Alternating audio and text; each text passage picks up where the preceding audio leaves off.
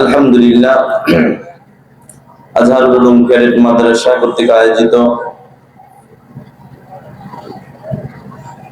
বার্ষিক ওয়াজ ও দোয়ার মাহফিল উপস্থিত আজকের মাহফিলের মুহতারাম সম্মানিত সভাপতি জনাব শেখ মোহাম্মদ আব্দুল মতিন মাস্টার সাহেব, উপস্থিত আমার ওস্তাদ সমতুল্লাহ হযরত উলামা ইকরাম, বৃদ্ধ বাবাজিরা, কলিজার টুকরা যুবক ভাইয়েরা, পর্দার আড়ালে অবস্থানরত সম্মানিত মা ও বোনেরা, মহান আল্লাহ রাব্বুল আলামিনের দরবারে কালিমাতুশ শুকর আদায় করছি যে মহান রব্বুল আলামিন হায়াতের জিন্দেগীর এই মূল্যবান সময় থেকে কিছু সময় ব্যয় করে পবিত্র কোরআন ও হাদিসের আলোচনা শুনবার জন্য বেহেশতের বাগান, জান্নাতের বাগান, উলামায়ে কেরামদের মজলিস, দামি মজলিস, আওয়াজ দিয়ে বলতে হবে ঠিক না ঠিক? আপেল কমলা কিনতে গেলে যেমন ভেজাল পাওয়া যায়, ফরমালিন পাওয়া যায়। বাবা কথা বলো না, কোন শিব পরে পড়ো, পরে পরে পরে কথা বলো, হ্যাঁ রেখে দাও। কোন শিবটা এখানে রেখে না, তো কোন শিবটা রাখ, এখানে হাতে রাখতে গেলে পায়ে লাগবে, সমস্যা হবে। কথা বলা যাবে, হ্যাঁ আপনারা খেয়াল রাখবেন কোন বাচ্চা যেন কথা না বলে। আমার বয়ানের মাঝে কথাগুলো খুব ডিস্টার্ব হয়, ছোট মানুষ বোঝে না, এদেরকে খেয়াল রাখবেন। ধমক দেওয়া যাবে না, বোঝাইব। আম কিনতে গেলে যেমন আমের মধ্যে ফরমালিন, কমলার মধ্যে ফরমালিন, আপেলের মধ্যে ফরমালিন, এখন ওয়াজের ময়দানে আইসা দেখি মুসলমানের ঠিকের মতো ফরমালিন ঢুকে গেছে। কথা বলেন ঠিক? আমি বললাম উলামায়ে কেরামদের মজলিস, দামি মজলিস, কেউ ঠিক বলছেন, কেউ বলার প্রয়োজন মনে করেন নাই। মনে রাখবেন, যিনি প্রয়োজন মনে করেন নাই, আপনার জানাজাটাও কিন্তু হযরত উলামায়ে কেরামেই পড়াবেন, ঠিক কিনা? তাহলে ফরমালিন মুক্ত একটি আওয়াজ দিতে হবে। উলামায়ে কেরামদের মজলিস, দামি মজলিস, আওয়াজ দিয়ে বলুন ঠিক না বেশি? এবার আসেন, কেমন দামি মজলিস? এই দামি মজলিসে যে আসবে, যে বসবে, সেই দামি হয়ে যাবে। সুবহানাল্লাহ। কিন্তু দামি মজলিসে সকলেই আসতে পারে না, আসলেও আবার তাকায় দেখবেন সকলেই বসতে পারে না, বসলেও আবার তাকায় দেখবেন আখিরি মোনাজাত পর্যন্ত সকলেই থাকতে পারে না। আমি জানতে চাই আপনাদের এলাকায় মুসলমানের সংখ্যা কি? এই না আরো কিছু আছে? কত? আরো 10-12 জন হবে নাকি? তার চাইতেও বেশি। কত বেশি হুজুর? অনেক বেশি, অনেক বেশি। যদি আবার প্রশ্ন করি, ভাই সবাই তো চলে আসছে, জবাব হবে না হুজুর এখনো অনেক বাকি, অনেক বাকি। কি বুঝলেন বাবা? টাকা থাকলেই সোনার মক্কা মদিনায় যাওয়া যায় না, শক্তি থাকলেই আল্লাহর ঘর মসজিদে যাওয়া যায় না। ঠিক কোরআনের মাহফিলের পাশে ঘর থাকা সত্ত্বেও কোরআনের মাহফিল আসা যায় না। এটা মালিকের পক্ষ থেকে কবুল হওয়ার ব্যাপার, ঠিক কিনা? আমরা যে আসলাম, বসলাম, আমাদেরকে আসার বসার তৌফিক দান করলেন কি? আরো জোরে বলেন কি? আপনাদের কি মন খারাপ, রাগ করছেন? জবানটা দান করলেন কি? এ মুসলমান, যে মালিক এত সুন্দর জবান নামক নিয়ামত দান করলেন, সে মালিক যদি ইচ্ছা করেন আপনার আমার জবানটাকে বন্ধ করে দিবেন, বলেন মোটামুটি কয় মাস সময় লাগবে? ওই পিছনের বাইরে কি কয়েক সপ্তাহ? 1 সেকেন্ডও লাগবে না। এটাই বাস্তব, এটাই সত্য। তাহলে আজকে মুসলমান জবান নামক নিয়ামত আছে বিদায় কদর নাই, আজকে চোখ নামক নিয়ামত আছে তো কদর নাই, হাত নামক নিয়ামত আছে তো কদর নাই। অথচ এই নিয়ামতগুলো যার নাই, তাকে যা জিজ্ঞাসা করে দেখো এক একটা নিয়ামতের কত দাম, ঠিক কিনা? জানি না আপনারা জীবনেও কখনো কাউকে প্রশ্ন করার সুযোগ পেয়েছেন কিনা, জানা নাই। তবে আমার জীবনে আমি একজনকে প্রশ্ন করার সুযোগ আমি পেয়েছিলাম, বলবো কিনা? বেশি দিন আগের কথা নয়, এই তো গত কয়েক বছর আগে উত্তরবঙ্গের রংপুর মাহফিল করে ঢাকার উদ্দেশ্যে রওনা হয়ে গেলাম। বগুড়া পার হওয়ার পর আমার সিটের পাশে দাঁড়ানো 15 থেকে 16 বছরের একজন যুবক, আল্লাহর গোলাম, চেহারাটা বড় সুন্দর, গলার মধ্যে গামছা দিয়া বল জুড়ে চকলেট বিক্রি করে। বন্ধু, কিন্তু দুঃখের বিষয়, হঠাৎ করে ডানে তাকায় দেখি যুবকের ডান হাত নাই। বামে তাকায় দেখি যুবকের বাম হাতটাও নাই। দৃশ্যটি দেখে আমি আমার মালিকের দরবারে শুকর আদায় করলাম আর ডেকে বললাম, আল্লাহ, কত সুন্দর নিয়ামত তুমি আমাকে দান করেছো মালিক।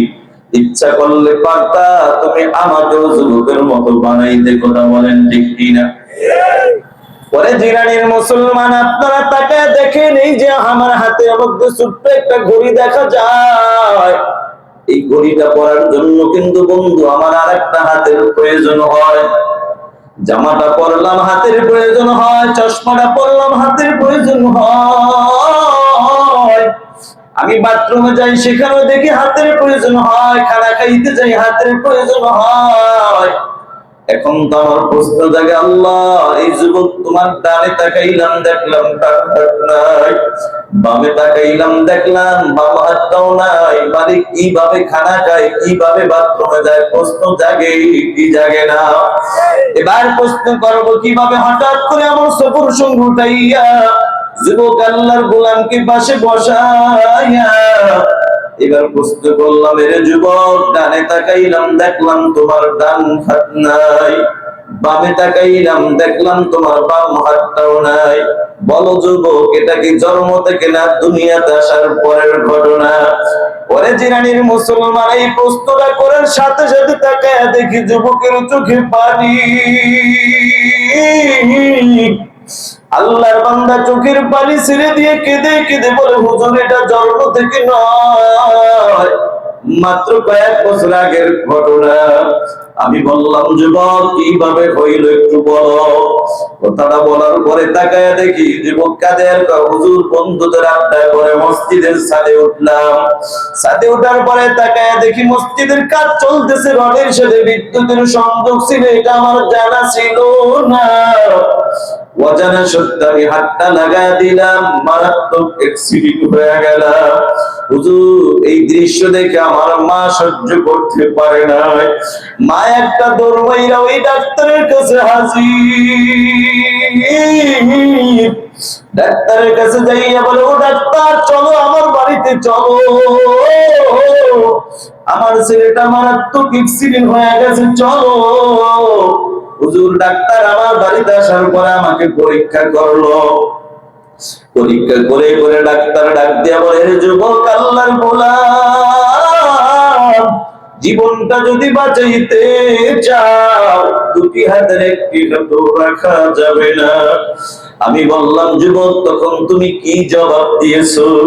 ওরে জিরানির মুসলমান, এই কথাটা বলার পরে আবার তাকে দেখি যুবকের চোখে পানি। আল্লাহর বান্দা চোখের পানি ছেড়ে দিয়ে কেঁদে কেঁদে বলে, হুজুর, ওই মুহূর্তে আমি আকাশের দিকে তাকায় বললাম, আল্লাহ, তুমি আমার হাত নামক নিয়ামত যদি নিয়ে যাও কোনো অসুবিধা নাই, তবু তুমি আমার জীবন নামক নিয়ামতটা বাঁচাইয়া দাও। আমি বললাম, যুবক, বুঝলাম জীবন বাঁচানোর জন্য দুটি হাত কাটতে রাজি হইলা, ভালো কথা, কিন্তু যুবক, বলো, তুমি খানা খাও কিভাবে, বাথরুমে যাও কিভাবে, জামা কাপড় পরো কিভাবে? প্রশ্ন জাগে কি জাগে না? ও বন্ধু, এই প্রশ্নটা করার পর আবার দেখি যুবকের চোখ দিয়া পানি। যুবক কাঁদে আর কয়, হুজুর, মাঝে মাঝে পেটে ক্ষুধা নিয়ে যখন আমি ঘরের মধ্যে প্রবেশ করি, ঘরে প্রবেশ করার পরে তাকে দেখি আমার জনম দুঃখিনী মা আমার জন্য খানা রেডি করে মা বাহিরে কাজে লিপ্ত হয়ে যায়। তখন পেটে ক্ষুধা নিয়ে একবার আমি মায়ের চেহারার দিকে তাকাই, আর একবার খানার দিকে তাকাই, আর আকাশের দিকে তাকায় বলি, মালিক, কত সুন্দর নিয়ামত তুমি আমার কাছ থেকে ছিনিয়ে নিলা। এতদিন হাত নামক নিয়ামতের যে কত দাম এতদিন বুঝি নাই, আজকে বুঝতেছি রে মালিক, হাত নামক নিয়ামতের কত দাম। যদি আমার হাত থাকতো, পেটে ক্ষুধা নিয়ে মায়ের চেহারার দিকে তাকায় থাকা লাগতো না, নিজের খাবার আমি নিজ হাতেই মুখে তুলে দিতে পারতাম। জোরে বলেন ঠিক না বেঠিক? এরে মুসলমান, গাজীপুরের মুসলমান ও যুবক ভাই ও বৃদ্ধ বাবাজিরা, ঘটনা বলার উদ্দেশ্য আমার ছিল না, আমি বুঝাইতে চাইলাম হাত বলো, চোখ বলো, জবান বলো, নিয়ামত দান করলেন কে? সে আল্লাহ দাও জবানটা খুলিয়া আল্লাহকে ডাকতে ভালো লাগে না খারাপ লাগে?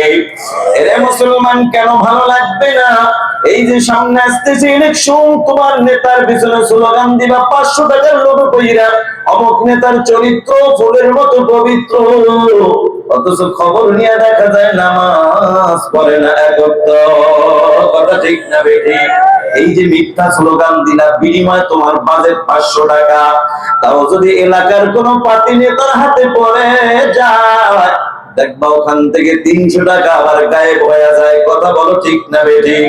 হাতে পাইলা তুমি 200 টাকা, 200 টাকা হাতে পাওয়ার পর বড় খুশি, আল্লাহ ডাক দিয়া বলে, রে গোলাম, ওই জবানটা দান করেছিলাম আমি আল্লাহ। আমি আল্লাহ তোমার জবানটা খুলিয়া তোর নেতাকে ডাক, কোনো বাধা নাই, বাপকে ডাক, কোনো বাধা নাই, মাকে মা কয়া ডাক দে, কোনো বাধা নাই। তবে আমার দেওয়া জবানটা খুলিয়া মাঝে মাঝে যদি আমি আল্লাহকে আল্লাহ আল্লাহ আল্লাহ বলে যদি ডাকরে গোলাম, আমি আল্লাহর কুদরতে অন্তরটাও ঠান্ডা হয়ে যায়। আর আমি আল্লাহর কুদরতে অন্তর যদি ঠান্ডা হয়ে যায়, তোর নেতার মতো টাকা দিয়ে আমি আল্লাহ বিদায় করবো না। আমি আল্লাহ তোর নেতার মতো চা দিয়ে মিষ্টি দিয়ে বিদায় করবো না রে গোলাম। আমি আল্লাহ তোর নামটা জাহান্নাম থেকে কাইটা জান্নাতের খাতায় উঠাইয়া দিব। নারায়ে তাকবীর।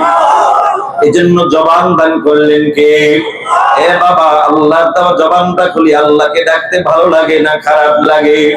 যদি ভালো লাগে গাজীপুরের মুসলমান আরেকবার আওয়াজ দিয়া বলো, এই দামি মজলিসে আসার তৌফিক দান করলেন কে?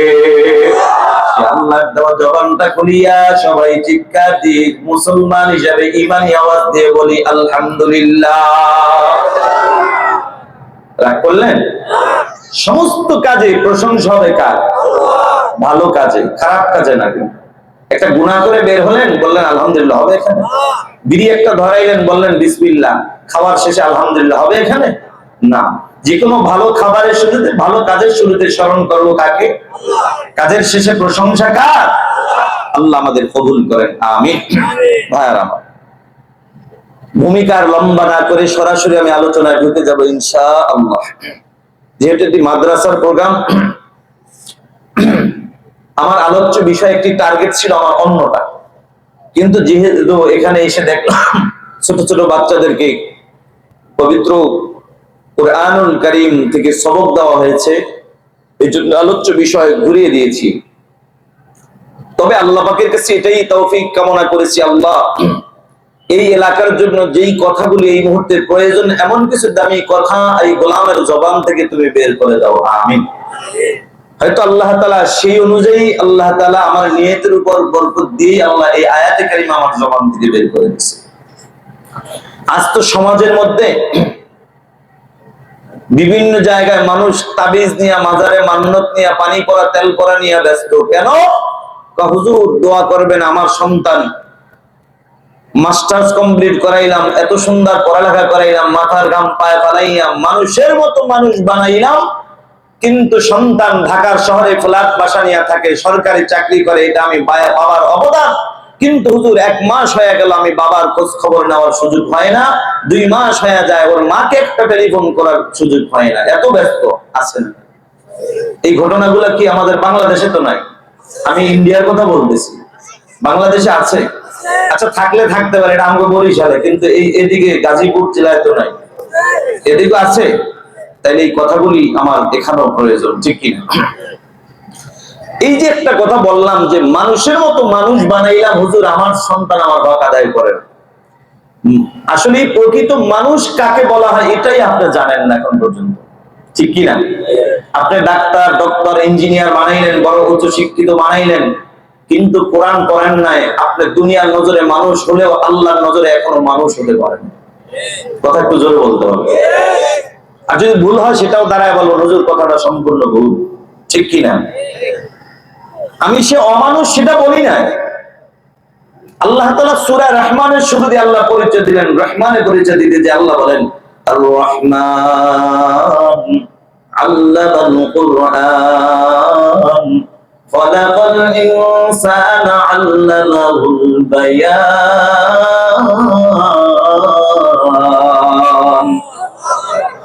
আল্লাহু আকবার কে তো নিচু করে আওয়াজ দিলে হবে? মুসলমানের আওয়াজ আর উঁচু তো হবে, ঠিক কিনা?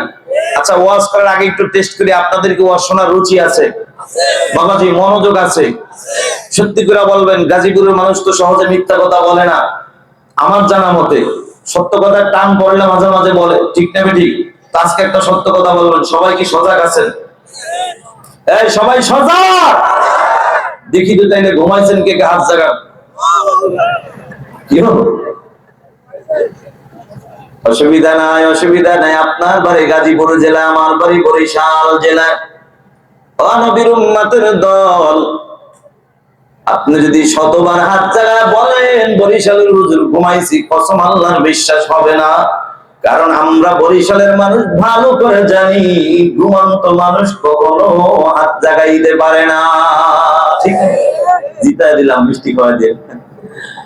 এবার আসেন তাহলে, সজাগ আছেন কে কে দেখি? একটা তাকবীর আওয়াজ দিতে হবে, শুধু হাত জাগাইলে হবে না, তবে এমন একটি তাকবীর আওয়াজ দিতে হবে যে আশেপাশে যদি কোরআনের দুশমন থাকে, ইসলামের দুশমন থাকে, টুপিওয়ালার দুশমন থাকে, ভেঙে যেতে যেন বাধ্য হয়। মুসলমান কোন বন্ধু যদি থাকে ময়দানে আসতে বাধ্য হয়, যারা দাঁড়ানো আছে এরাও যেন বসতে বাধ্য হয়, এমন একটি আওয়াজ দেওয়া যাবে? যতক্ষণ এরা না বসবে আওয়াজ চলবেই, কথা কোন ঠিক কিনা? দেখি তো সজাগ আছেন কে কে? নারে তাকবীর! এই অপায় বসা শুরু হয়েছে, আওয়াজ হয় না, মানে কানে যায় না, আর একটু জোরে দিতে হবে। নারে তাকবীর! ভাই বসেন, প্লিজ বসেন। কোরআনের মজলিসে বসা এটা বড় ভাগ্যের ব্যাপার। গানের মজলিসে যাওয়া যায়, যাত্রার প্যান্ডেলে যাওয়া যায়, কোরআনের মাহফিলে আসা এটা বড় ভাগ্যের ব্যাপার। এই সামিয়ার ভিতরে ঢুকলেন তো বরকতি মজলিসে ঢুকে গেলেন, ঠিক কিনা? বয়ান যদি নাও শোনেন, উলামা ইকরামদের চেহারার দিকে তাকায় থাকলে আল্লাহ তাআলা আপনাকে মানে নেক দিতে থাকবেন, সুবহানাল্লাহ, নিয়ত যদি ভালো থাকে। আরে ভাই, সওয়াব যদি নাও হয়, গুনাহ থেকে তো বাঁচতে এই মজলিসে বসতে নাকি? এখানে কারো সাহস আছে এখানে বিড়ি ধরাইবো? কথা কন। ওরা আঙ্গুল সুদ্ধা তাই না সিরিয়াল লাগবো। এজন্য তাইলে অন্তত গুনাহ থেকে বাঁচা যাবে, ঠিক কিনা? আল্লাহ কবুল করেন, আমিন। যে কথা বলতেছিলাম, আল্লাহ তাআলা রহমানের পরিচয় দিতে বলেন আর রহমান আল্লামাল কুরআন। আল্লাহ রহমান হলেন তিনি কোরআন শিখাইলেন যিনি, খলাকাল ইনসান মানুষ বানাইলেন যিনি। এখন আমরা জানি মানুষের সৃষ্টি আগে, এরপরে যে যেটা শিখবে এটা তার ব্যাপার, ঠিক কিনা? কিন্তু আল্লাহ তাআলা রহমানের পরিচয় দিতে যে আল্লাহ তাআলা আগে কেন কোরআনের শিক্ষাটা আনলেন, মানুষের সৃষ্টির কথা পরে সিরিয়ালে কেন আনলেন, মুফাসসিরিন ইকরাম বলেন, ও পৃথিবীর মানুষ, আমার আল্লাহ এটাই বুঝাইতে চায় যার মধ্যে কোরআনের শিক্ষা আছে সেই হলো প্রকৃত মানুষ। যার মধ্যে কোরআনের শিক্ষার কোনো অংশ নাই সে নামে মানুষ, কাজে মানুষ এখনো হতে পারে না। এই জন্যই তো উচ্চ শিক্ষিত লোক এখনো দাঁড়ায় প্রস্তাব করে, টাকা আছে না? আমি প্রতিদিন দেখি, যেহেতু বাংলাদেশে 64 জেলা আল্লাহ ঘোরায়, অনেক জায়গায় দেখি। এই উত্তরবঙ্গে এক জায়গায় গেছি, লাইট চলতেছে, দাঁড়ায় প্রস্তাব করে, প্যানের চেন খুলতে পারে না, আমার লাইটের আলোতে খুলে দাঁড়ায় ছেড়ে দিছে। হাই হাই, আমি কি আল্লাহ কি দেখতেছি এগুলা? তাহলে গরুও দাঁড়ায় প্রস্তাব করে, মানুষও করে, তাহলে ওর মধ্যে মানুষের মধ্যে ব্যবধান আছে? আছে। একটা হলো ওর পাও দুইটা আর গরুর পাও কয়টা? চারটা। তাহলে প্রকৃত মানুষ হলে কি করতে হবে? জীবনের সর্বপ্রথম শিক্ষাটা কি হবে? এবার আসেন আমার মূল আলোচনা শুরু। আর সন্তান কেন পিতা মাতার হক আদায় করে না, এটার পিছনে একটা কারণ আছে না? এই কারণটা নিয়েই হবে আমার বয়ান আজকে। অসুবিধা হবে নাকি আপনাদের? ভাইরা আমার, আয়াতে কারিমা তেলাওয়াত করেছি সূরা বনী ইসরাঈল থেকে একখানা আয়াতের কিছু অংশ। আল্লাহর হাবিব সাল্লাল্লাহু আলাইহি ওয়াসাল্লামের অসংখ্য হাদিস থেকে ছোট্ট একটা হাদিস আপনাদের মাঝে পেশ করেছি।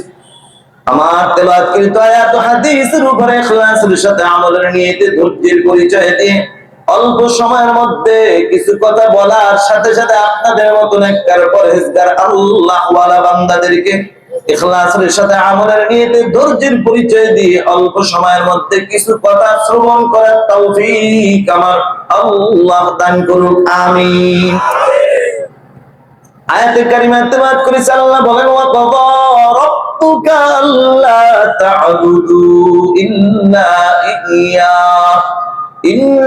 ইয়্যাহু ওয়া বিল ওয়ালিদাইনি ইহসানা।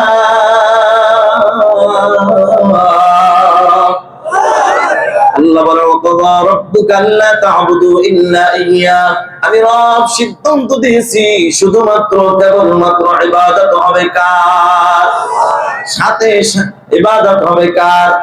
আল্লাহ বলেন, ওয়া মা খালাকতুল জিন্না ওয়াল ইনসা ইল্লা লিয়াবুদুন।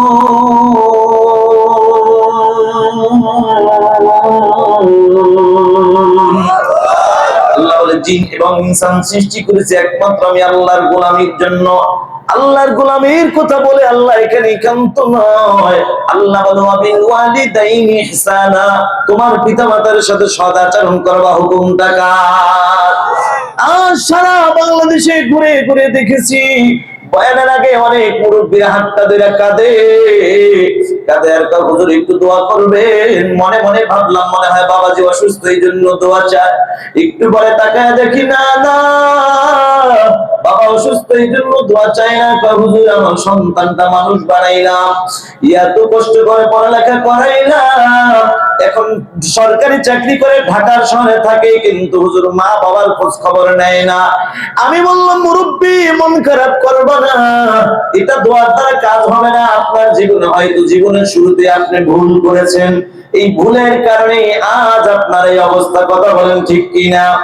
আজ আমার কলিজার টুকরা যুবক এরা যেন ভুল না করে, এই জন্য আমিও যেমন বক্তা যুবক আজকে বয়ান হবে যুবক যুবতীদেরকে টার্গেট করে, মুরব্বীদেরকে নিয়ে কোনো বয়ান আমার হবে না। মুরব্বীরা মনে মনে ভাবতে পারে, হুজুর থাইকা লাভ কি, বাড়িতে চলে যাই। ও বাবা, বাড়িতে যাও লাভ হবে না। আপনাদের জন্য বয়ান যদিও হবে না, তবে আখিরি মুনাজাতে হবে দোয়া। যেই ভুল করেছেন আল্লাহ যেন আপনাকে মাফ করে দেন, আমিন। কলিজার টুকরা যুবক ভাইরা, সন্তান কেন পিতা মাতার হক আদায় করে না? এ যুবক ভাই, মুরব্বী বাবারা, আপনাদের কাছে আমি এই বয়ান করার আগে আমার একটা প্রশ্ন আছে। বলেন, পিতা মাতার কাছে, সন্তানের কাছে পিতা মাতার হক আছে না নাই? পিতা মাতার কাছে সন্তানের কোন হক আছে না নাই? উভয়ের কাছে হক আছে। তবে মুসলমান এবার জানতে চাই, বলেন পিতা মাতার হক আগে না সন্তানের হক আগে?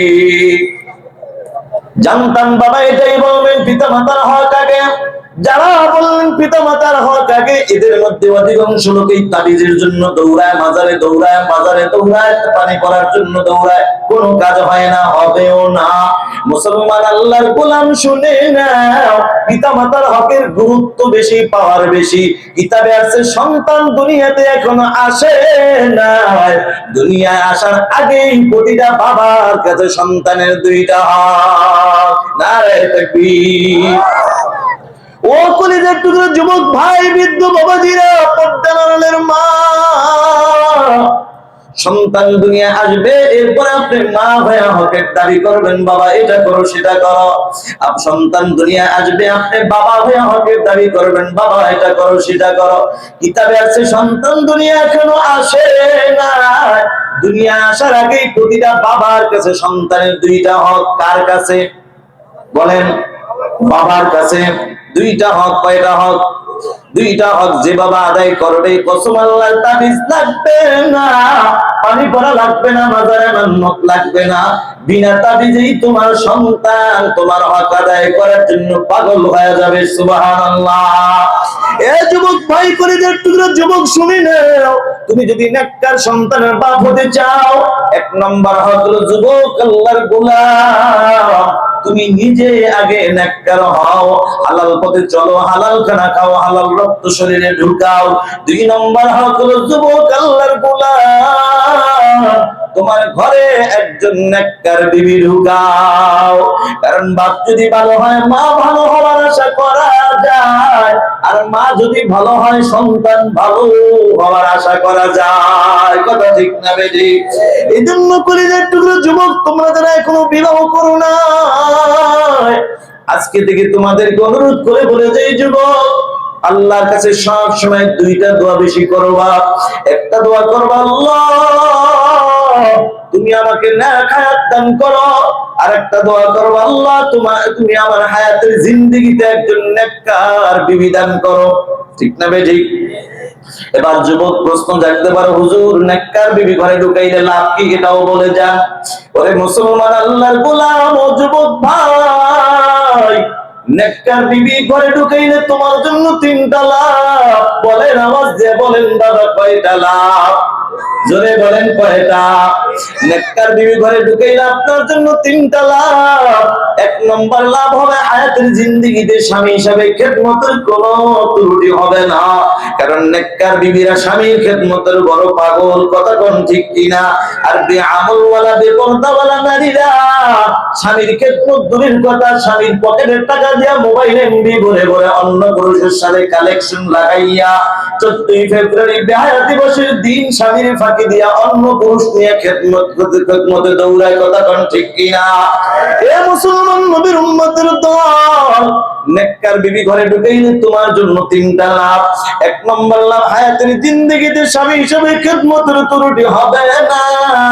কারণ মায়ার নবী হাদিসের মধ্যে বলেন, ক্বালা রাসূলুল্লাহ সাল্লাল্লাহু আলাইহি ওয়াসাল্লাম, আল মারআতু ইযা সাল্লাত খামসাহা ওয়া সামাত শাহরাহা ওয়া হাসানাত ফারজাহা ওয়া আতাআত বা'লাহা দাখালাত মিন আইয়ি আবওয়াবিল জান্নাতি শাআত আও কামা ক্বালা নবিয়্যু আলাইহিস সালাতু ওয়াস সালাম। মায়ার নবী বলেন, ও দুনিয়ার নারীরা, তোমরা যদি 4টা গুণ অর্জন করতে পারো গো, 4 গুণওয়ালা নারীর জন্য জান্নাতের 8টা দরজা আল্লাহ খুলে দিবেন। সুবহানাল্লাহ। 1 নম্বর গুণের নাম হলো 5 ওয়াক্তের নামাজ। 2 নম্বর গুণের নাম হলো মাহে রমজানের রোজা। 3 নম্বর গুণের নাম হলো পর্দার আমল। 4 নম্বর গুণের নাম হলো স্বামীর খেদমত। ঠিক না বেরি? এজন্য যুবক ভাই, নেককার বিবি ঘরে ঢুকাও, কপাল খুলে যাবে। 1 নম্বর লাভ, হায়াতের জিন্দেগিতে স্বামী হিসাবে খেদমতের কোনো ত্রুটি হবে না। 2 নম্বর লাভ হলো যুবক আল্লাহর গোলাম, নেককার বিবি ঘরে ঢুকাইলে সন্তান পাইবা তুমি, নেককার সন্তান। ঠিক না বেরি? এ যুবক ভাই, এমন বিবি ঘরে ঢুকাইছো, পেট খালি পিঠ খালি, কবলের মধ্যে একটা আছে না নাই? পেটও খালি পিঠও খালি, কবলে টিপ একটা দিয়ে মার্কেটে বের হয়ে গেছে, আছে না নাই?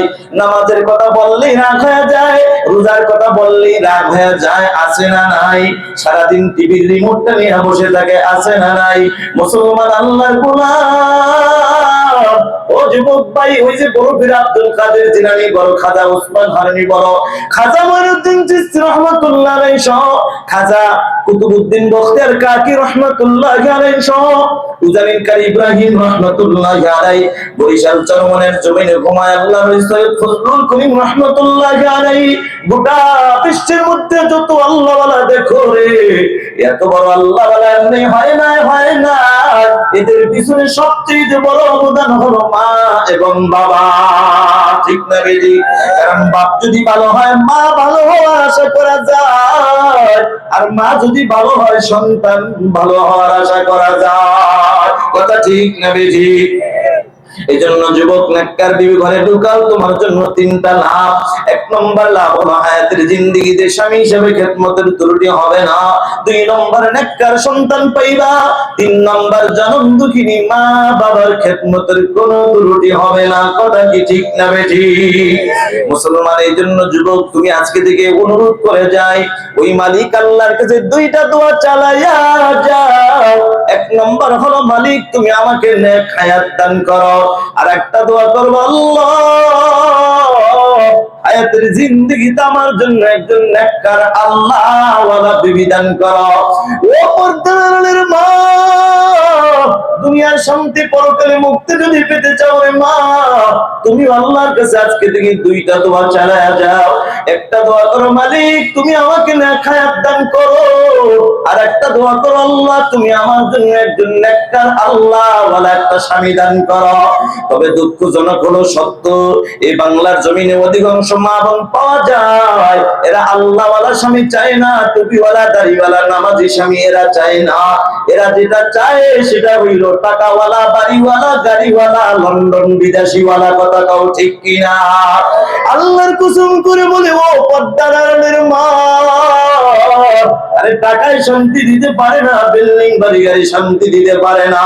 গাজীপুরের মুসলমান আওয়াজ দিয়ে বলো, শান্তি দেওয়ার মালিক যিনি, তিনি কে? মন থেকে মনকে উজাড় করে একটা আওয়াজ দেন নাকি? আর জোরে বলতে হবে কে? মুসলমান আল্লাহর গোলাম ও পর্দার আড়ালের মা, তুমি তো চাও টাকাওয়ালা, বাড়িওয়ালা, গাড়িওয়ালা স্বামী চাও।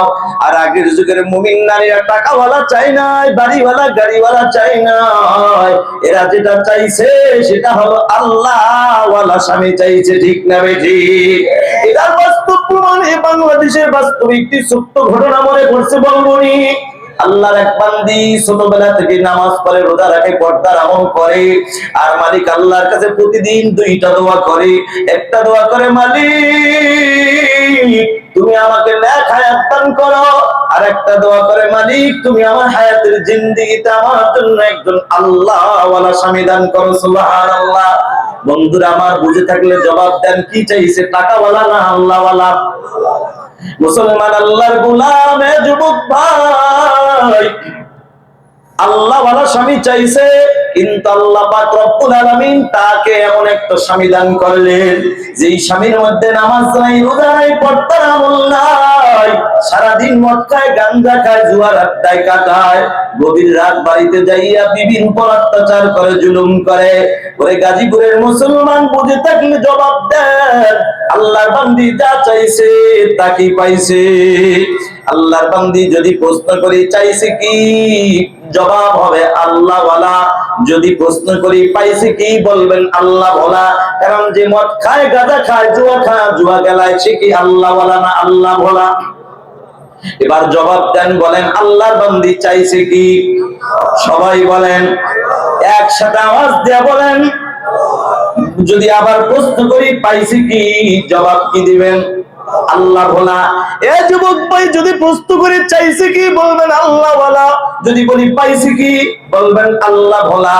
এবার আল্লাহর বান্দি চাইছে আল্লাহওয়ালা, পাইছে আল্লাহ ভোলা, এর কোনো বেজার না। গভীর রাত তাহাজ্জুদ নামাজে দাঁড়ায়া যায়, নামাজের পরে ওই মালিক আল্লাহকে ডাক দিয়া, আল্লাহ চাইলাম আল্লাহওয়ালা, পাইলাম আল্লাহ বলা, এরপর তোমার উপর বেজার না।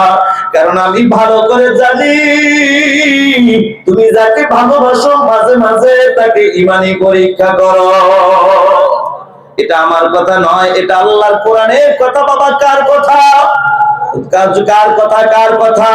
কোরআনের কথা, মানে আল্লাহর কথা।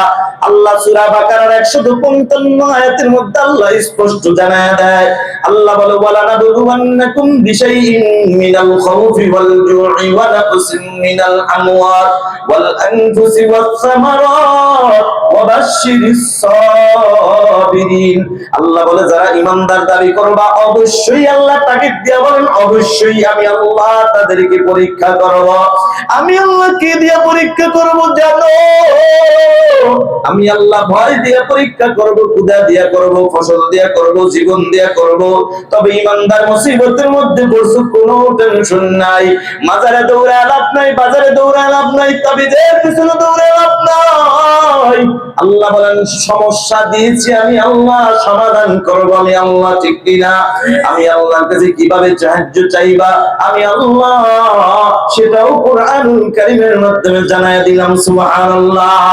আল্লাহ পাক সূরা বাকারার 153 আয়াতের মধ্যে আল্লাহ জানায়, আল্লাহ বলে, ইয়া আইয়ুহাল্লাযীনা আমানুস্তাঈনু বিস-সাবরি ওয়াস-সালাহ ইন্নাল্লাহা মা'আস সাবিরিন।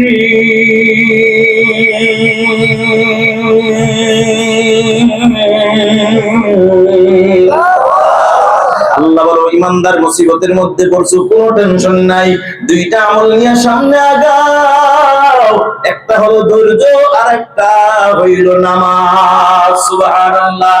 এবার প্রশ্ন করি, মুসলমান বলেন আল্লাহর বান্দি চাইছে কি?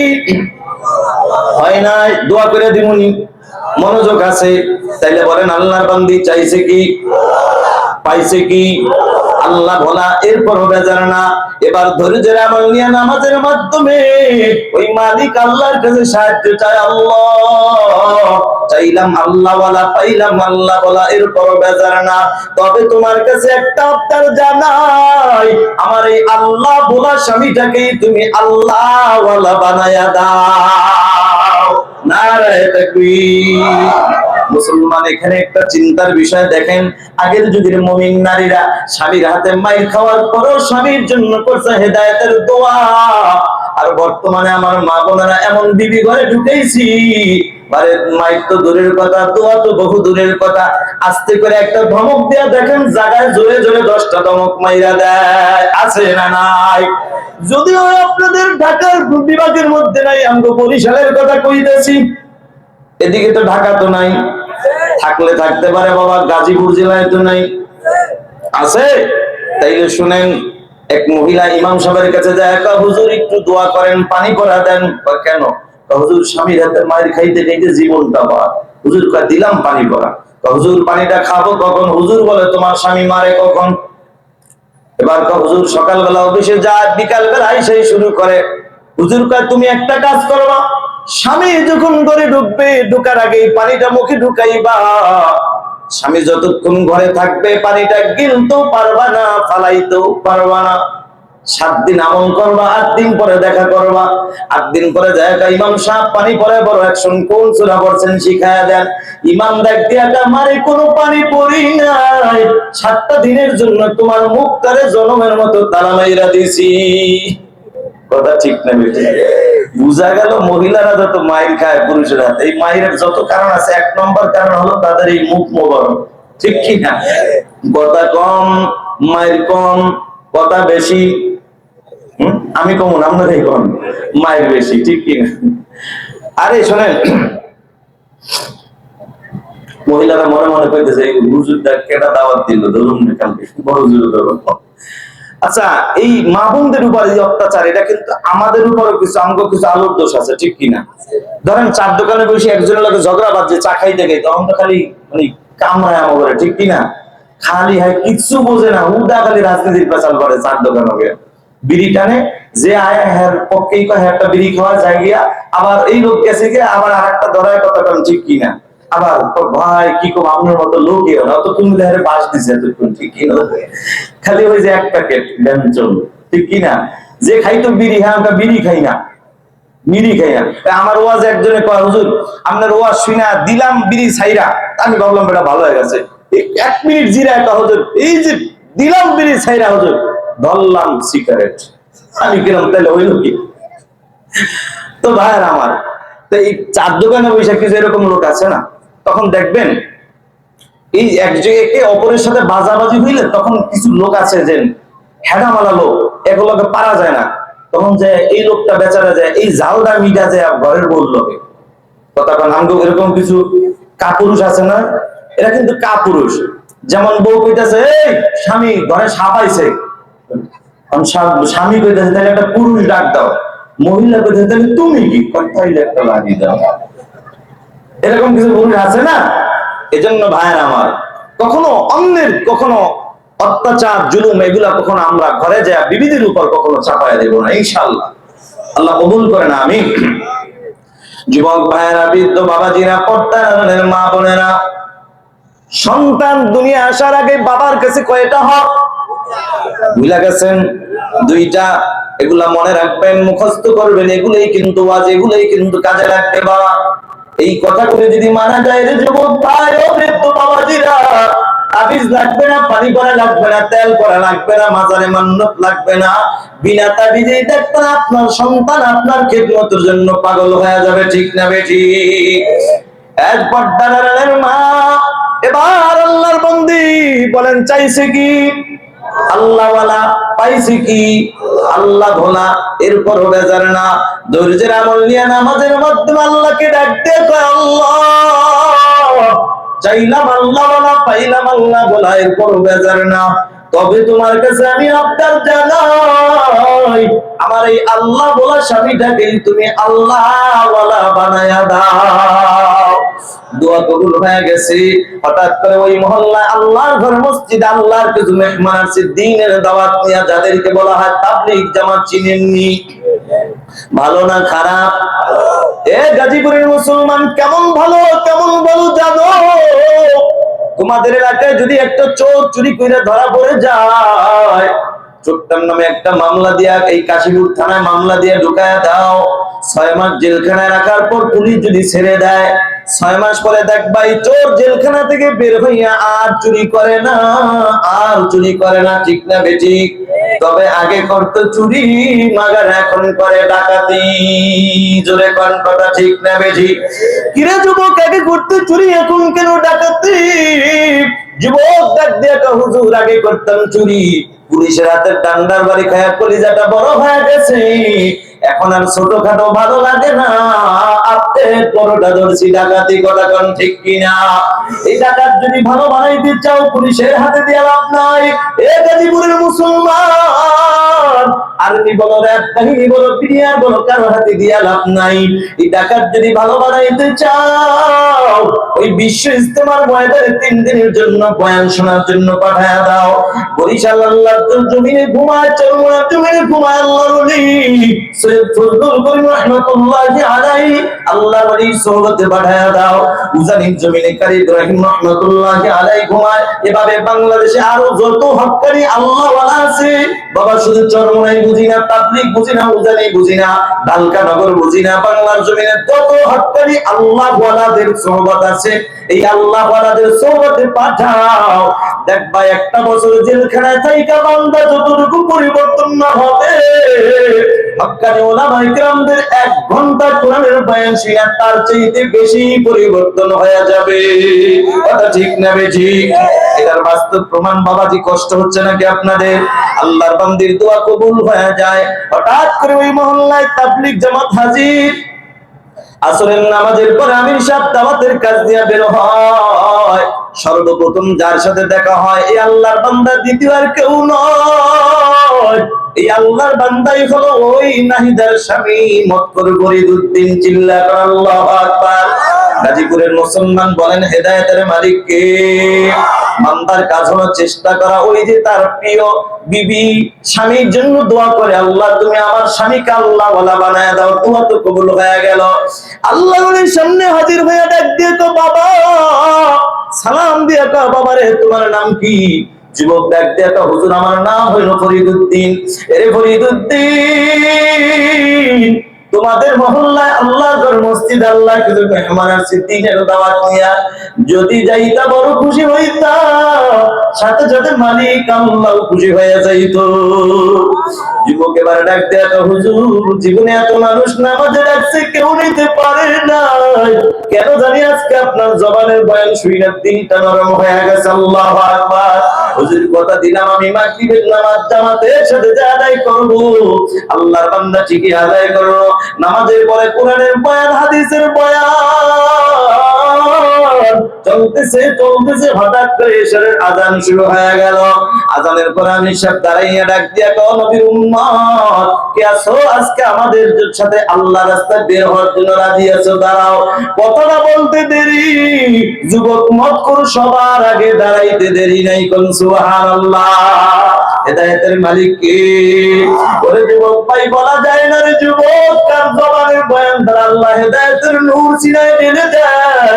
ও যুবক ভাই, তোমরা যারা বসতে পারছো কপাল বড় ভালো, তোমরা যারা বসতে পারো না মনে কইরো না যে আমি বড় চালাক, আমি বড় পণ্ডিত, 4 দোকানে বসে আমি এখানে বসে ওয়াজ শুনি।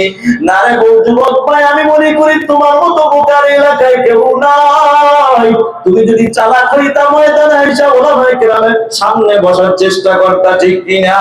যেমন আমরা দুনিয়ার লাইনটা ভালো বুঝি, কোন নেতার পিছনে বললে আমি 2 টাকা বেশি পাবো, সেখানে যে আগে ঠেইলা দাঁড়াই।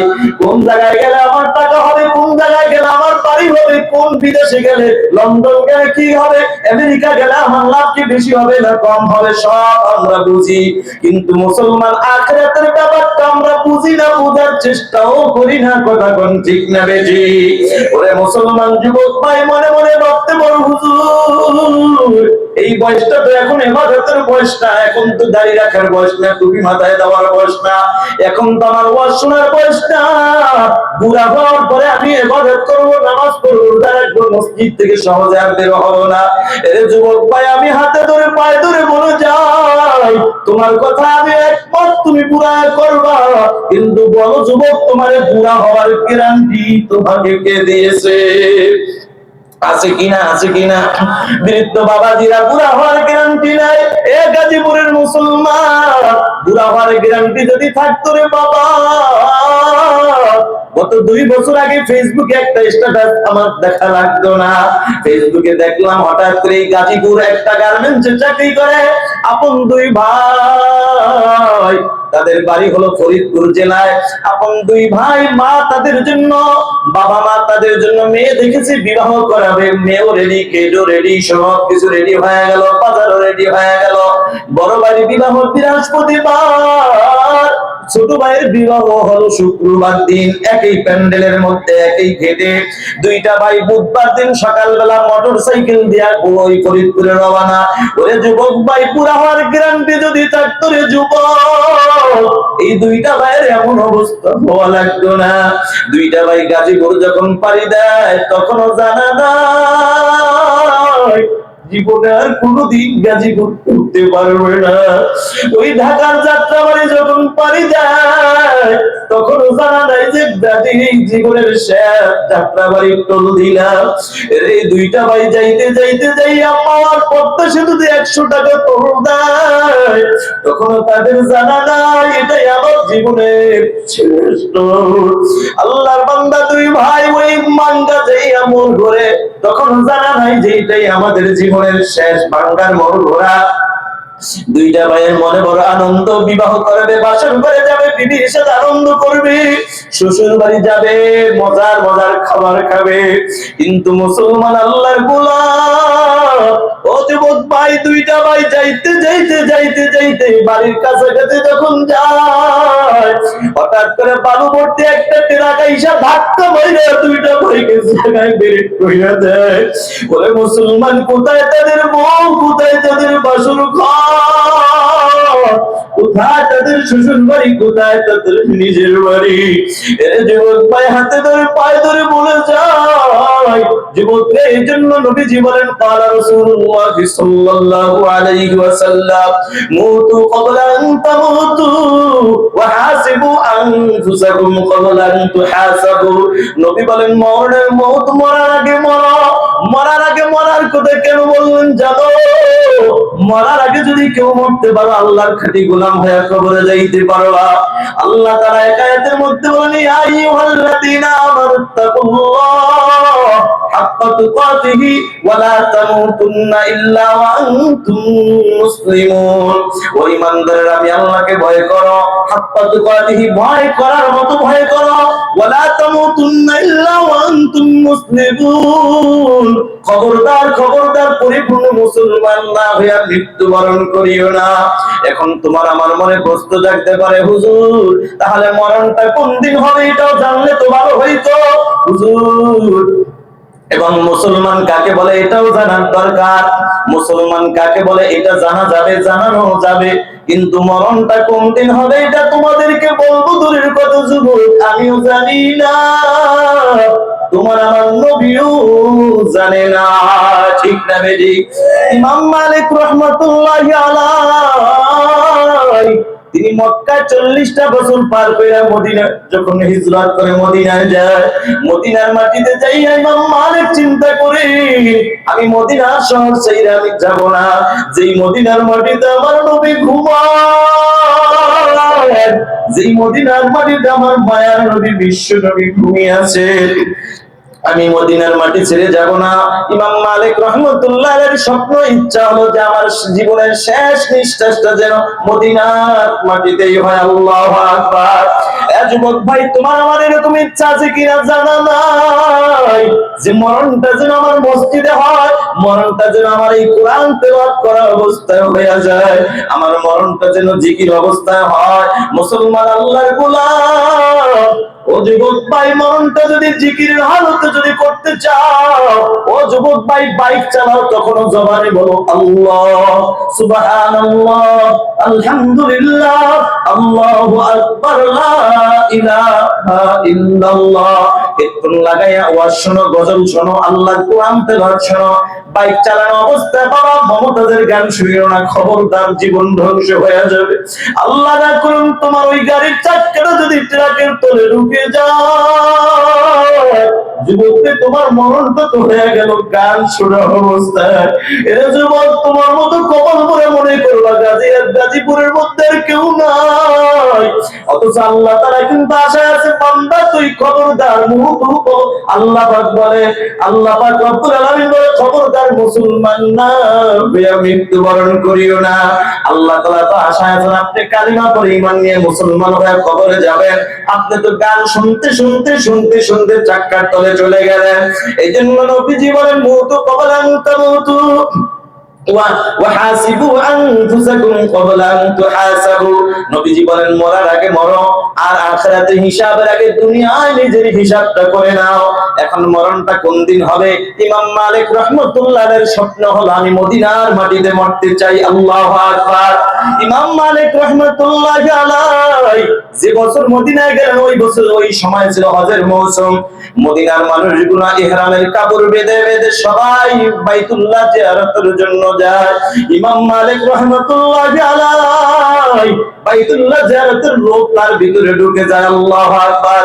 একদিকে বাইতুল্লাহ জিয়ারত করবার মন চায়, আর একদিকে মদিনার মাটিতে তার মরতে মন চায়। এখন কি করবে? যদি বাইতুল্লাহ জিয়ারতের জন্য যায়, যাওয়ার পথে যদি পথের মধ্যে তার মরণ হয়ে যায়, ইমাম মালিকের স্বপ্ন তার পূরণ হইল না। ইমাম মালিক চিন্তা ভাবনা করে এবার সিদ্ধান্ত নিলেন, দেখি আমার মালিকের কাছ থেকে জানা যায় কিনা আমার মরণটা কোন দিন হবে। যদি আমি জানতে পারি আমার মরণটা 2 বছর বাকি আছে, অথবা আমার হায়াত এখনো 2 মাস আছে, তাইলে আমি বাইতুল্লাহ জিয়ারত করে সুন্দরভাবে আমি আসতে পারবো। যদি দেখি না না 2 দিন আছে, তাইলে আর মদিনার মাটি ছেড়ে আমি কোথাও যাব না। ইমাম মালিক রাহমাতুল্লাহ আলাইহি মরণটা কোন দিন হবে এটা জানার জন্য তিনি কি করলেন? ইশারের নামাজটা পড়িরা 2 রাকাত নফল নামাজ পড়িরা এবার ইস্তেখারার নিয়ত করে তিনি ঘুমায়া পড়লেন। ঘুমের ঘরে স্বপ্নে দেখেন বিশ্বনবী ইমাম মালিকের দরজায় হাজির। ইমাম মালিক রাহমাতুল্লাহর কাছে আয়েশা আল্লাহর নবী 5টা আঙ্গুল দেখায়া নবীজি আবার ওখান থেকে বিদায় নিয়ে চলে যায়। এবার ইমাম মালিক রাহমাতুল্লাহ আলাইহি নবীজির 5টা আঙ্গুল দেখে তিনি আরো চিন্তা করে যায়, আমার মায়ার নবী আমাকে 5টা আঙ্গুল দিয়ে কি বুঝায়া গেলেন যে আমার মরণটা কি আরো হায়াত কি আরো 5 বছর আছে না 5 দিন আছে না 5 মাস না 5 ঘন্টা, তা বুঝলাম না। ইমাম মালিক রাহমাতুল্লাহ আলাইহি চিন্তা করিয়া খাদেমকে পাঠিয়ে দিলেন, খাদেম যাও ইবনে শিরিনের কাছে চলে যাও। ইবনে শিরিন রাহমাতুল্লাহ আলাইহির কাছে যাইয়া বলবা যে এক আল্লাহর বান্দা স্বপ্নে দেখেছে নবীজি 5টা আঙ্গুল দেখায় চলে গেছেন। এখন নবীজি এই স্বপ্নের ব্যাখ্যাটা কি হতে পারে আপনি বলে দেন। তবে আর স্বপ্নটা যে আমি দেখেছি, খবরদার আমার নামটা বলবা না। এবার খাদেম চলে যায় ইবনে শিরিনের কাছে। ইবনে শিরিন আল্লাহর ওলি ডাক দিয়া কয়, বাবা স্বপ্নের ব্যাখ্যা বলবো, তবে আগে জানতে হবে স্বপ্নটা কে দেখেছে। তার নাম না বললে হবে না, সে তো নাম বলতে নিষেধ করছে। ইবনে শিরিন রাহমাতুল্লাহ আলাইহি ডাক দিয়ে কয়, বাবা নাম যদিও না বলো, আমার মন বলে ইমাম মালিক ব্যতীত এমন স্বপ্ন কেউ দেখতে পারে না। এবার খাদেম চলে যায়, যাইয়া অনুমতি আনলেন, ও আল্লাহর ওলি ইবনে শিরিন বলছেন আপনার নাম না জানলে বলবে না। আবার এটাও বলছে ইমাম মালিক ব্যতীত কেউ দেখতে পারে না এই মুহূর্তে। এবার ডাক দিয়া তাইলে তো যাই নাই বলাইছে, বলে দাও। এবার যুবক চলে যায়, ও আল্লাহর ওলি ইমাম মালিক রাহমাতুল্লাহ আলাইহি স্বপ্নে দেখেছেন, স্বপ্নের ব্যাখ্যা দেন। নাম বলার পরে ইবনে শিরিন রাহমাতুল্লাহ আলাইহি ডাক দিয়া কয়, বাবা ইমাম মালিককে জানায়া দিবা আল্লাহর নবী 5টা আঙ্গুল দিয়ে এটাই বুঝা গেছেন ইমাম মালিক তুমি দুনিয়ার জমিনে যত জ্ঞান অর্জন করেছো, এলেম অর্জন করেছো, কিন্তু এখনো পর্যন্ত 5টা বিষয়ের উপরে এলেম এখনো অর্জন করতে পারো নাই। এটা তুমি কেন, আমি নবীও পারি নাই। এই 5 বিষয়ের এলেম শুধু আল্লাহ তাআলা নিজের কাছে রেখে দিয়েছেন। সুবহানাল্লাহ জোরে কোন। মুসলমান, এই 5 বিষয়ের এলেম আপনারা আজকে শুনবেন কিনা, আল্লাহ কি রেখেছেন। 1 নাম্বার হলো কিয়ামত কবে হবে কেউ জানে না, একজন জানেন, তিনি কে? যুবক ভাই আরেকবার আওয়াজ দিয়ে বলো না, তিনি কে? মুসলমান, আল্লাহর গোলাম। যুবক ভাই, কিয়ামত কবে হবে কেউ জানে না, এটা জানেন শুধু আমার আল্লাহ। বৃষ্টি কবে হবে, কোথায় হবে কেউ জানে না, একজন জানেন, কে? এবার আপনারা বলতে পারেন, হুজুর কে বলছে জানে না? টিভির পর্দায় খবর কয়ে দেয় আগামী 3 দিন বৃষ্টি হবে, এটা কিন্তু কেউ বলে না এটা হওয়ার সম্ভাবনা আছে।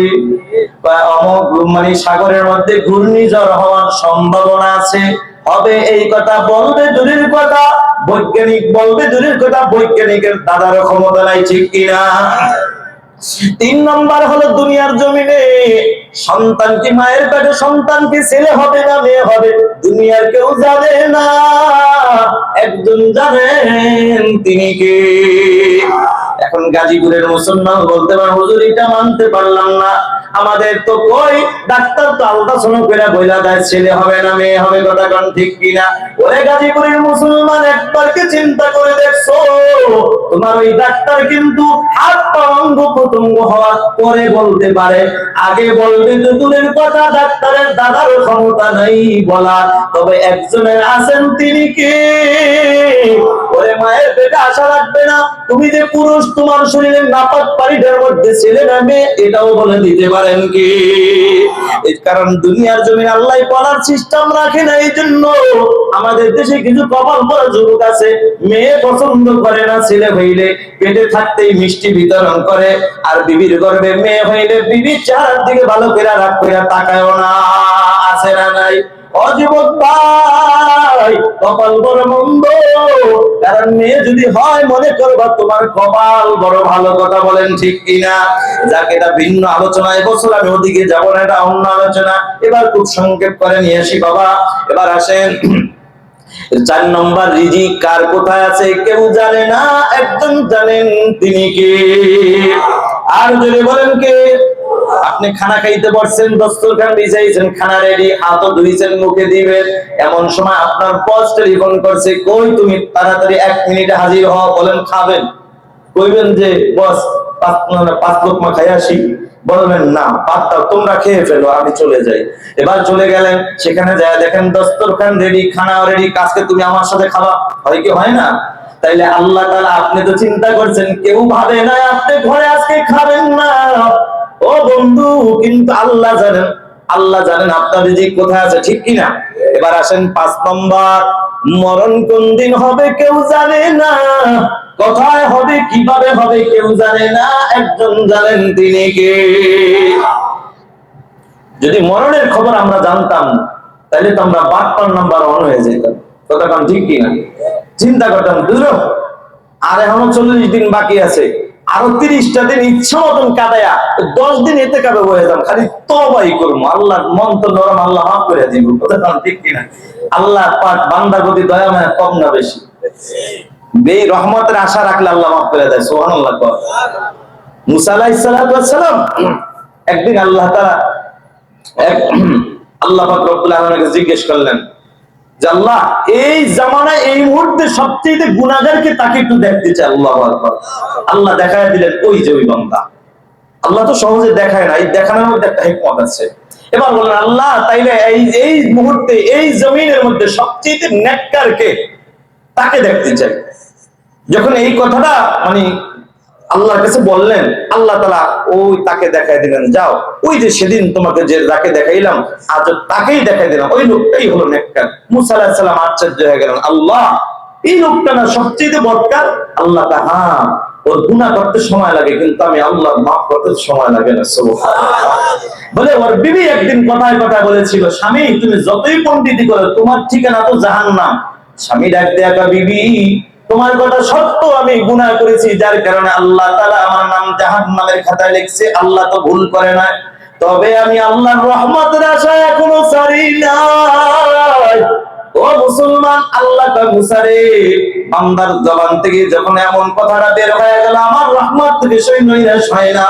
ইয়া ইবাদিয়াল্লাযীনা আসরাফু আলা আনফুসিহিম লা তাকুনাতু মির রাহমাতিল্লাহ ইন্নাল্লাহা ইয়াগফিরুদ যুনুবা জামিআ ইন্নাহু হুয়াল গফুরুর রহিম।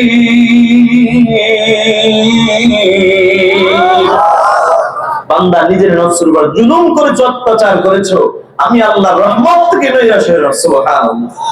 আল্লাহ তাআলা মুসা আলাইহিস সালামকে বললেন, মুসা, ও যখন বলছে বিবি আমার আল্লাহর দয়া মানে বেশি, আমার আল্লাহর রহমত থেকে আমি নৈরাশ না, আমার আল্লাহ আমাকে মাফ করবে, এতটুকু আশা রাখছে, আমি আল্লাহ সাথে সাথে মাফ কইরা ওর ওই যে গুনাহগুলো ছিল, গুনাহগুলো আমি আল্লাহ নেক দিয়ে পাল্টাই দিয়েছি। শুধু মাফ করে নাই, গুনাহ নেক দিয়ে আল্লাহ পাল্টাই দিয়েছে। সুবহানাল্লাহ। এজন্য ভাইরা আমার, বাবাজিরা আমার, গুলিস্তানও কিন্তু নতুন টাকা দেয়, পুরান টাকা সিরা টাকার পরিবর্তে পাল্টায় দেয়, ঠিক কি? এমনি দেয় না, কিছু দেওয়ান লাগে। হ্যাঁ, তা আল্লাহ কেমনি দিব না, আল্লাহর কিছু দেওয়ান লাগবে। কি দেওয়ান লাগবে? 2 ফোঁটা চোখের পানি আর অন্তর থেকে তওবা, ঠিক কি না? আল্লাহ আমাদের কবুল করে না, আমিন। ভাইরা আমার, সন্তান দুনিয়া আসার আগে বাবার কাছে কয়টা হক? 1 নম্বর হক হলো যুবক তুমি নিজে নেককার হও। 2 নম্বর হলো যুবক নেককার একজন বিবি ঘরে ঢুকাও। এবার ওই যে আল্লাহর বান্দে দোয়া করেছেন, মালিক বলেন আল্লাহর বান্দি চাইছে কি? ভুলে গেছেন? চাইছে কি? পাইছে কি? আল্লাহ বলা, এরপরও বেজার না। আল্লাহর বান্দি দোয়া করে, মালিক আমার ছবিটাকে তুমি আল্লাহ ওয়ালা বানায় দাও। দোয়া কবুল। তাবলীগ জামাতের আমির সাহেব হাজির, সালাম দিয়া কা, বাবা তোমাদের মহল্লা আল্লাহর ঘর মসজিদ, আল্লাহর কিছু মেহমান আছে, দিনের দাওয়াত নিয়ে যদি যাই তারপরে খুশি হইতাম, মালিক আল্লাহ খুশি হয়ে যাইতো। যুবক চলে গেল, নামাজের পরে বয়ান, ইশারের পরে দাঁড়াইয়া ডাক দিয়া করে, যুবক আল্লাহর গোলাম তোমাদের মধ্যে কেউ কি আছো আল্লাহর রাস্তা বের হওয়ার জন্য রাজি আছো? দাঁড়াও। কথাটা বলতে দেরি, যুবক মতন সবার আগে দাঁড়াইতে দেরি নাই। নারায়ে তাকবীর। ওরে মুসলমান নবীর উম্মতের দল, এবার ডাক দিয়া, হুজুর আমার মন চায় আমি আপনাদের সাথে আল্লাহর রাস্তায় বের হয়ে যাই। আমি সব ডাক দিয়া, বাবা তাইলে চলো। হুজুর একটা সমস্যা, আমি একটা দোকানে চাকরি করি কর্মচারী হিসাবে, আমার দোকানের মালিক এত লম্বা ছুটি মনে হয় আমাকে দিবে না। আমি সব দাঁড়াইয়া ডাক দিয়া, বাবা আরে তুমি শুধু রাজি হও, তোমার মালিকের কাছ থেকে ছুটি নেওয়ার দায়িত্ব আমি নিজেই নিয়ে নিলাম। সুবহানাল্লাহ। মুসলমান আল্লাহর গোলাম বান্দার কাছে চেষ্টা করা কবুল করবেন যিনি, তিনি কে? ওয়াল্লাযীনা জাহাদু ফীনা লানাহদিয়ান্নাহুম সুবুলানা ওয়া ইন্নাল্লাহা লামা'আল মুহসিনিন।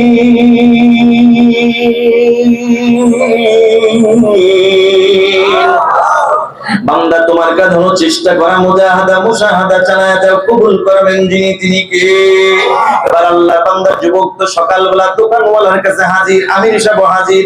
আমির সাহেব দোকানওয়ালাকে সালাম দেয়া বলো, দোকানওয়ালা ভাই আপনার দোকানের কর্মচারী ফরিদউদ্দিন নামে কেউ আছে? বলা, হ্যাঁ আছে। আপনার কর্মচারী ফরিদউদ্দিন তো আল্লাহর রাস্তায় বের হওয়ার জন্য রাজি হয়ে গেছে, যদি ছুটি দিতেন, অনুমতি দিতেন। দোকানওয়ালা ছিল 5 ওয়াক্ত নামাজের নিয়মিত একজন মুসল্লি। মুস্কি একটা হাসি দিয়া তো, হুজুর জীবনে এমন কোন দিন যায় নাই ফরিদউদ্দিনকে নামাজের জন্য আমি ডাকি না, একটা দিনের জন্য আমি নামাজ নিতে পারি না। আজকে কেন জানি আপনার জবানের বয়ান শুনে দিলটা নরম হয়ে গেছে। আমি দোকানওয়ালার কোনো বাধা নাই, আমি 40 দিনের ছুটি দিয়া দিলাম, 40 দিনের বেতনও দিয়া দিলাম। এখানে একান্ত নয়, 40টা দিন আল্লাহর রাস্তায় বের হইতে যত টাকার প্রয়োজন হয় সব টাকা আমি মালিক আলাদা হাদিয়া দিয়া দিলাম। মুসলমান কবুল করার মালিক কে? এবার আল্লাহর বান্দা যুবক তাবলীগে চলে যায়। সবচেয়ে মজার ব্যাপার, যেই যুবক জীবনে কখনো ওলামায়ে কেরাম দেখলে সালামও দিত না, টুপিওয়ালা দেখলে কখনো ভালো ব্যবহার করতো না, আজকে হঠাৎ করে আমির সাহেব দাঁড়ায় ডাক দেয়া, বাবা কে আসো আজকে আমাদের খেদমত করবা, মানে খানা পাক করে খাওয়াইবা। কথাটা বলতে দেরি, যুবক মাত্র সবার আগে দাঁড়াইতে দেরি নাই। এবার তারা একটা, বাবা তুমি নতুন মানুষ, পারবা না, বসে যাও। কথাটা বলার পরে যুবকের চোখে পানি। তাদের হুজুর আপনি আমাকে বাধা দিবেন না, কারণ আপনাদের মতো টুপিওয়ালাদের বিরোধিতা আমার জীবনে কম করি না, এখন আর বিরোধিতা করব না, বরঞ্চ মন চায় বাকি জীবনটা আপনাদের মতো আল্লাহ ওয়ালাদের একটু খেদমত করে যায়। নারায়ে তাকবীর। এবার মুসলমান আমি সব দাঁড়ায়, বাবা তুমি একা পারবা না, পুনর একদম সাথে দিয়া দিলাম। দুইজন মিলে সকালের খানা খাওয়ায়, দুপুরের খানা খাওয়ায়, রাতের খানা খাওয়াবে। রাতের খানা পাক করার জন্য আসরের নামাজের পরে যখন রওনা, পুরান সাথী নতুন সাথীকে ডাক দিয়া, ফরিদউদ্দিন যাও যাও ওযু ইস্তেঞ্জা করে আসো, নামাজের প্রস্তুতি নাও, আমি দাঁড়াইলাম। ফরিদউদ্দিন ওযু করার জন্য যায়। এবার পুরান সাথী দাঁড়ায় দাঁড়ায় চিন্তা করে, হায় হায় তরকারি বসাইলাম, নুন তো এখনো দেওয়া হয় নাই, পরিমাণ মতো নুন দিয়া দিল। এবার নতুন সাথী উজু করে আসছে, পুরান সাথী আবার উজু করার জন্য চলে যায়। নতুন সাথী তারা চিন্তা করে, হায় হায় তরকারি বসাইলাম, নুন তো এখনো দেওয়া হয় নাই, তিনিও পরিমাণ মতো নুন দিয়া দিল। ও গাজীপুরের মুসলমান বলো খাইতে কি মজা লাগবে, নুন তো ডাবল হয়ে গেল, একে অপরের জানা নাই। এবার মুসলমান ঘটনাটা কি ঘটলো, এশারের নামাজের পরে আমি সব দাঁড়াইয়া ডাক, দেখো নবীর উম্মত, খানা যে খাইবা খানার মধ্যে কিন্তু আমার নবীর সুন্নাতের আমল আছে না নাই? এক নম্বরে দস্তুর গাম্বিজা খানা খাওয়া নবীর সুন্নাত, খানার সামনে এসে দোয়া করা সুন্নাত, খানার শুরুতে বিসমিল্লাহ বলা সুন্নাত, খানার শেষে আলহামদুলিল্লাহ বলা সুন্নাত। এই সুন্নাতের কথা বলতে বলতে বলতে বলতে একটা পর্যায়ে বলে ফেললো, এর নবীর উম্মতের দল, খানার মধ্যে কোনো দোষ ধরা যাবে না, এটাও আমার নবীর সুন্নাত। নারে তাকবীর। আমসিরাতে মুস্তাফা তোর তামামি হালে কোন ইত্তেবা সুন্নতে খায়রুল বাশার ইর লাজম তাগয়াবি আইবজার। নবীর সুন্নতে শান্তি আছে না নাই? কেমন শান্তি দেখেন, সবাই দস্তরখান মিজা খানা খায়, শুরুতে বিসমিল্লাহ, শেষে আলহামদুলিল্লাহ, মাঝে কোনো শব্দ নাই, কন্যা সুবহানাল্লাহ। একবার বলে নাই কি রে ভাই তরকারির মধ্যে নুন কেন বেশি, ঝাল কেন বেশি, কেন বলে না? ওই যে মায়ের নবীর সুন্নাত, খানায় কোনো দোষ ধরা যাবে না। এবার দুই বাবুর্চির পালা, সবাই দুইজনে খানা খাইতে বসলো। খানার লোকমাটা ওই যে নতুন বাবুর্চি মুখে লাগাইতে দেরি, আল্লাহর বান্দার চোখ দিয়ে টপ টপ করে পানি পড়তে দেরি নাই। পুরান সাথী ডাক দিয়া, কি রে ভাই তোমার চোখে কেন পানি? নতুন সাথী কাঁদে আর কও, ভাই আমার চোখে পানি আসার কারণ হলো আল্লাহ পাক আমাকে একটা নেককার বিবি দান করেছে, নাম হলো তার নাহিদা। এমন কোন দিন নাই নামাজ পড়ে আমার জন্য হিদায়াতের দোয়া করে নাই, এমন কোন রাত যায় না তাহাজ্জুদ পড়ে আমার জন্য দোয়া করে না। এত দোয়া করার পর আমার দিলটা কোনোদিন নরম হয় না, বরং একদিনের ঘটনা, আমার এই বিবি তরকারির মধ্যে মনের ভরে একটু নুন বেশি দিয়েছিল, সামান্য অন্যায়টাকে আমি মেনে নিতে পারি না। আমার বিবির সুন্দর গালের মধ্যে এমন ধরে থাপ্পড় লাগাইয়া দিল, আমার বিবির গালটা ফাইটা রক্তগুলা টপ টপ করে জমিনের মধ্যে পড়েছে। আজকে এতগুলো আল্লাহর বান্দাদের খানা আমি নষ্ট করে দিলাম, ওই একজন আল্লাহর বান্দাও তো কোনো শব্দ করে নাই। আমার মন বড়, আজকে আমার মনে বড় ভয়, আমার এই বিবি যদি আল্লাহর আদালতে দাঁড়ায় যদি আমার নামে মামলা দেয়, আমার আল্লাহর কাছে যদি মামলা দেয়, আমি কি জবাব দেব? এই জন্য কাঁদি। ও গাজীপুরের মুসলমান, এই যে আল্লাহর ভয়, কিয়ামতের ময়দানের ভয় ঢুকলো, কোথায় যাইয়া? জবাব হলো কুনু মা'আস সাদিকিন, সাদিকিন যারা, সত্যবাদী যারা, তাদের সোহবতে যাইয়া, আল্লাহ ওয়ালাদের সোহবতে যাইয়া, ঠিক কিনা? এবার পুরান সাথী ডাক দিয়া, ভাই ভয় নাই, কান্না করে লাভ নাই। আমার মন বলে তোমার বিবি যেহেতু নেককার, কোনো টেনশন নাই। আমার মন বলে তোমার বিবি যেহেতু নেককার, 40টা দিন পরে বিবির কাছে যায় ক্ষমা চাও, বিবি ক্ষমা করে দিবি, সাথে সাথে মালিক আল্লাহ ক্ষমা করে দিবি। এবার সবচেয়ে মজার ব্যাপার, যে যুবক জীবনেও কোনোদিন সালামের আমলটা জানতো না, আজকে তাবলীগে যাইয়া আল্লাহ ওয়ালাদের সোহবতে যাইয়া মাথায় টুপি সুন্নতি পোশাক, মুখে দাড়ি, মাথায় পাগড়ি, জুব্বা নিয়া সুন্নতি পোশাক নিয়া যুবক দরজার সামনে দাঁড়ায় বলে আসসালামু আলাইকুম ওয়া রাহমাতুল্লাহ। বিবি বলে ওয়া আলাইকুম আসসালাম ওয়া রাহমাতুল্লাহ।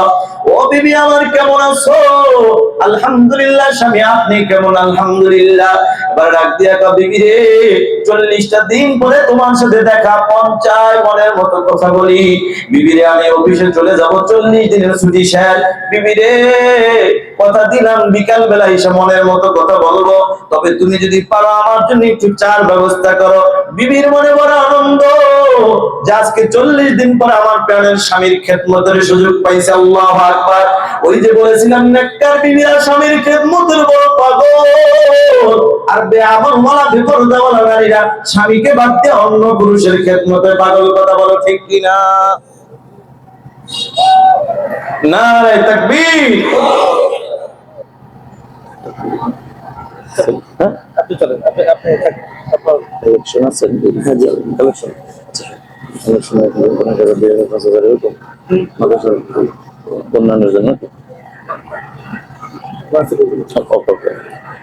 ভাইরা আমার, কষ্ট হচ্ছে আপনাদের? সজাগ আছেন সবাই? চলবে আর একটু? ভাইরা আমার, এবার আল্লাহর বান্দি ডাক দিয়া কয় বিবি, যুবক ডাক দিয়া কয় বিবি রে আমার জন্য একটু চার ব্যবস্থা করো।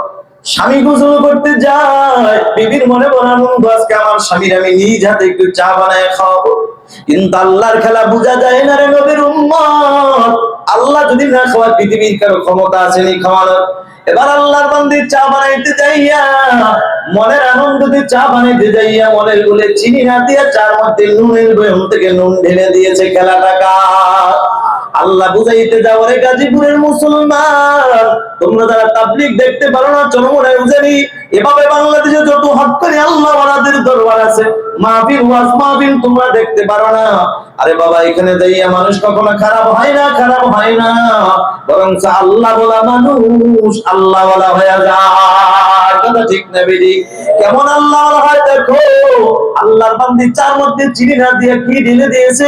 নুন ঢেলে দিয়েছে। এবার চাটা যখন ঢেলে দেয়, যুবক আল্লাহর বান্দা বিসমিল্লাহ দিয়া শুরু, আলহামদুলিল্লাহ দিয়া শেষ, মাঝে কোনো শব্দ করে না, জোরে বলনা সুবহানাল্লাহ। একবার বলে নাই কিরে বিবি চার মধ্যে চিনি না দিয়ে নুন কেন দিলা? কথাটা কেন বলে নাই? ওই যে তাবলীগে যায় শিখাচ্ছে, তাবলীগে যায় যে আমলটা শিখছি, খানায় কোনো দোষ ধরা যাবে না, এটা আমার নবীর একটা সুন্নাত। সুবহানাল্লাহ। এবার যুবক চলে যায়, অফিসে চলে যায়। আল্লাহর বান্দি চিন্তা করে অবশিষ্ট চা ফেলা লাভ নাই, নিজেই খায়া ফেলাই। আল্লাহর বান্দি চাটা মুখে লাগাইতে দেরি, যুবক আল্লাহর বান্দি চোখ দিয়ে টপ টপ করে পানি ফলাইতে দেরি নাই। কাঁদে আর কয় মালিক মনে হয় আমার স্বামীর সময় না থাকার কারণে বুঝি আজকে আমাকে মারে নাই। অফিস থেকে আইসা বুঝি মারবে, কারণ এই যে নুনের কারণে একদিন মাই খেয়েছে সেটা আজও বলতে পারে নাই। মুসলমান আপনারা বলেন এতক্ষণ ওয়াজের দ্বারা কি বুঝলেন? আসলে কি সময়ের অভাবে বিবিরে মানে নাই? অফিস থেকে আইসা মারবে। হেদায়েতের মালিক কে? আল্লাহ তাআলা তার হেদায়েতের নূর তার সিনার মধ্যে ঢেলে দিয়েছে। এবার বিকাল বেলা আইসা মারবে তো দূরের কথা, বরং তো সকালের মতো আবারও সালাম, আসসালামু আলাইকুম ওয়া রাহমাতুল্লাহ। ও বিবি সকাল বেলা ওয়াদা করেছি মনের মতো কথা বলবো, তবে সব কথার প্রথম কথা হইল বিবি পারবনি তুমি আমার একটু খবর কইরা দিতে। বিবি কাদের কই স্বামী, আরে ক্ষমা তো আমি চাওয়ার জন্য আপনার অপেক্ষায় আছি। বিবি রে তুমি আমার কেন ক্ষমা চাইবা? কি অন্যায় করেছো? বিবি কাঁদে আর কয় স্বামী 47টা দিন পরে একটু চা খাওয়ার আবেদন জানাইলেন, এই চার মধ্যে চিনি না দিয়ে নুন ঢেলে দিয়েছি, বড় অন্যায় করছি, মাফ করে দেন। ও স্বামী আমার, আপনি আমাকে মাফ করে দেন। স্বামী কাঁদে আর কয় বিবি রে আরে তুমি তো মাত্র আমি একার ঘরে নষ্ট করেছো, তুমি কি জানো তোমার এই স্বামী তাবলীগে যায় কতগুলো আল্লাহর বান্দাদের খানা নষ্ট করে দিস। সেখানে তাকায় দেখলাম একটা মানুষও কোনো শব্দ করে নাই। সেখান থেকে আমি শিক্ষা গ্রহণ করে এসেছি, যতদিন বেঁচে থাকবো কোনোদিন আমিও আর শব্দ করব না। নারায়ে তাকবীর। বাবাজির, আমার ঘটনা বলার উদ্দেশ্য ছিল না, বুঝাইতে চাইলাম যুবক সন্তান দুনিয়া আসার আগে বাবার কাছে দুইটা হক। যুবক ভাই, তুমি যদি নেককার সন্তানের বাপ হতে চাও, এক নম্বর হক হলো যুবক তুমি নিজে আগে নেককার হও, হালাল পথে চলো, হালাল খানা খাও, হালাল রক্ত শরীরে ঢুকাও। দুই নম্বর হক হলো যুবক তোমার ঘরে একজন নেককার বিবি ঢুকাও। কারণ বাপ যদি ভালো হয় মা ভালো হওয়ার আশা করা যায়, আর মা যদি ভালো হয় সন্তান ভালো হওয়ার আশা করা যায়। কথা ঠিক না বেঠিক? এজন্য যুবক ভাইয়ারা, বৃদ্ধ বাবাজিরা, বাবাজিরা, সন্তান বিবাহ করাবেন ভালো নেককার মেয়ের সন্তানের জন্য আনেন। নেককার মেয়ে খোঁজেন, টাকা খুঁজেন না, টাকা খুঁজেন না, চেহারা খুঁজেন না, অন্তর ভালো খোঁজেন। কথা বলেন ঠিক কিনা?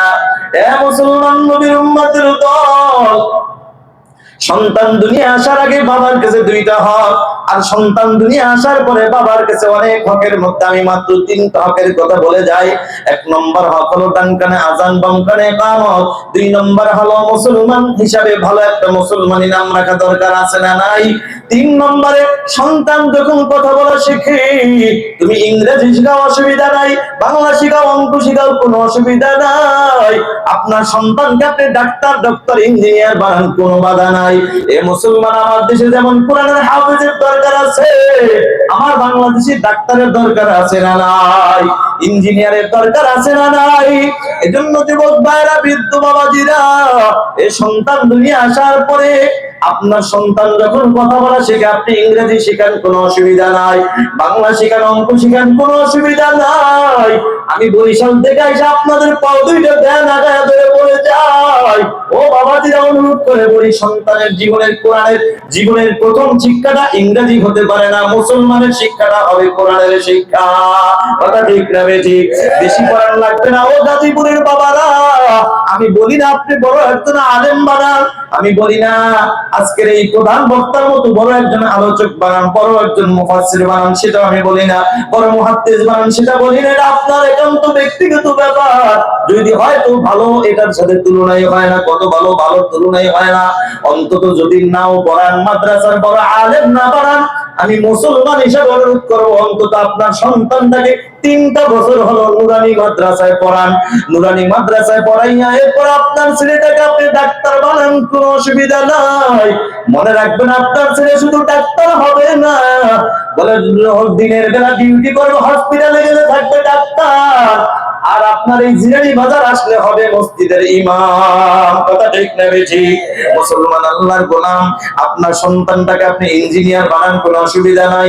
অন্তত 3টা বছর নুরানি মাদ্রাসায় পড়াইয়া এই ছেলেটাকে আপনি এরপরে ইঞ্জিনিয়ার বানান, কোনো অসুবিধা নাই। দেখবেন আপনার ছেলেটা শুধু ইঞ্জিনিয়ার হবে না, আপনার মরণের পরে আপনার জানাজার ইমাম হয়ে যাবে। কথা ঠিক না বেঠিক? এজন্য বাবারা, ডানে বামে মুরব্বিরা আছেন, আমি বয়ান লম্বা করবো না, কথা এখানেই শেষ। বাবা